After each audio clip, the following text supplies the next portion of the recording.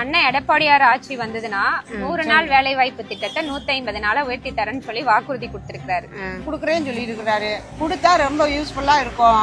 வந்து வேலைக்கு போற பொண்ணுங்களுக்கெல்லாம் வந்து மானிய விலையில வந்து அம்மா ஸ்கூட்டி வந்து தரேன்னு சொல்லியிருக்காங்க. சரி, அதை பத்தி நீங்க என்ன நினைக்கிறீங்க? கொடுத்தா உங்களுக்கு எந்த அளவுக்கு அது யூஸ்ஃபுல்லா இருக்குமா? ஒர்க்குக்கு போறவங்களுக்கு பஸ் எதிர்பார்க்க வேண்டியதில்ல. ஒர்க்குக்கு இருந்தா சீக்கிரம் போகலாம், வரலாம், குழந்தைங்களே ஸ்கூல்ல கொண்டு போய் விடலாம். மகளிர் உரிமை தொகை உங்களுக்கு எல்லாம் கிடைச்சிட்டு இருக்கா? இல்லங்க, எங்களுக்கெல்லாம் 2 தடவை எழுதி போட்டு வரலங்க.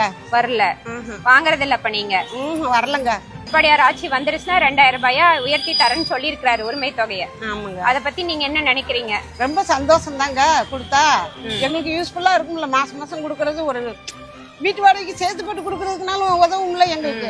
வீடு இல்லாத எல்லாத்துக்குமே வீடு தரேன்னு சொல்லியிருக்காரு. இந்த திட்டத்தை பத்தி நீங்க என்ன நினைக்கிறீங்க? பிரச்சனை இல்லைதாங்க, நல்ல திட்டம் தான். ஏன்னா எத்தனையோ பேர் வீடு இல்லாம நாங்களே ரொம்ப வருஷமா இதே வீட்டுல தான் இருக்கோம். வாடகை பாத்தீங்கன்னா வருஷம் 500 ரூபாய் இந்த மாதிரி ஏத்திட்டு தான் இருக்காங்க. எல்லாத்துக்குமே ஒரு பயனாதான் இருக்கும். இந்த டைம் உங்க ஓட்டு யாருக்கு? எடப்பாடியா இருக்குதாங்க. ரெட்டலைக்கு தான் போடுவோம். எடப்பாடியா இருக்குதா?